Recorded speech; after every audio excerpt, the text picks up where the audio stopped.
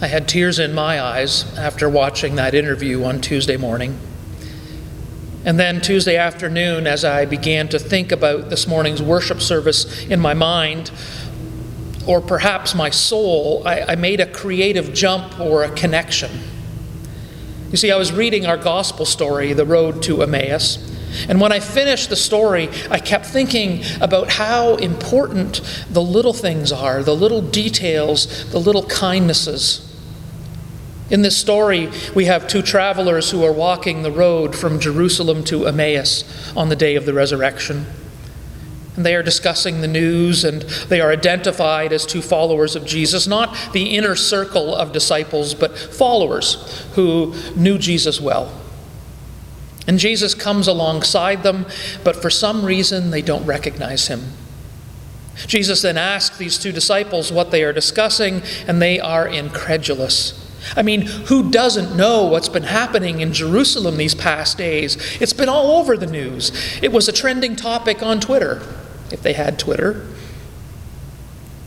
And their dashed hopes were voiced in verse 21 when they said, "We had hoped that he was the one to redeem Israel." Had hoped. We invested our hopes in this Jesus. But he was not who we hoped he was not who we hoped he would be.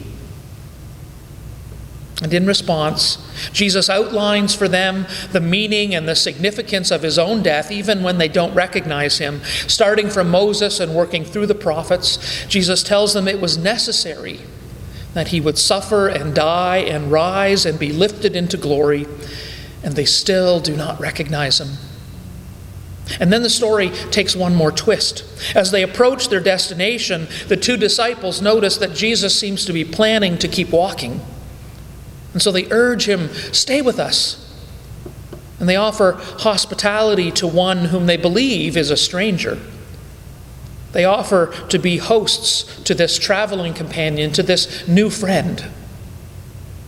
But as soon as the table is set, Jesus upends the expected social roles, and suddenly he becomes the host at the table by picking up that bread and blessing it and breaking it and sharing it. Now they remember. They still don't know that they're dining with Jesus once again. They don't realize that their dashed hopes are restored in this resurrected body of this stranger. But when Jesus breaks that bread, when he shares it, they suddenly see him for who he is. When Jesus does that most Jesus thing of all, that little detail of breaking the bread and sharing, everything changes. It wasn't the walking on the journey. It wasn't the teaching. It wasn't even his face or his body or his mannerisms that the two travelers recognized. It was the hospitality of Jesus. When he picked up that bread, when he blessed it, when he broke it, and when he gave it to them. It was then that their eyes were opened and they recognized him, and he vanished from their sight. And they said to each other, "Were not our hearts burning within us while he was talking on the road, while he was opening the scriptures to us?" It was the recognition of Jesus in that moment of breaking the bread, in that little detail, in that little kindness, that not only allowed them to recognize Jesus, but it changed them. They realized that their hearts had been burning, that Jesus appeared to them and talked to them and broke bread with them and made them feel special and connected. What if they had never recognized Jesus? What if Jesus didn't do that small thing?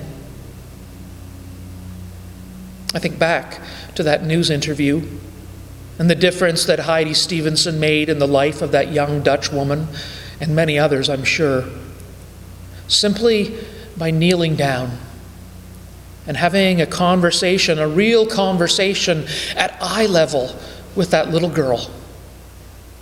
How easy it would have been for Heidi Stevenson, in the midst of those anniversary celebrations in Apeldoorn, to walk by that little girl Or stop, but kind of nod down condescendingly and say hello and move on. Friends, we have thousands of those moments. We have those chances every day of our lives. Thousands of times when we are given the opportunity to recognize God's presence in our lives and in the world around us, to feel our hearts burning. And thousands of times we have the same opportunity to stop and to offer grace and hospitality to someone, to recognize in them the face of humanity, to kneel down, to make ourselves equal, to offer a word of thanks or encouragement or praise, that we too can be heroes. And it doesn't start with those large heroic gestures or events.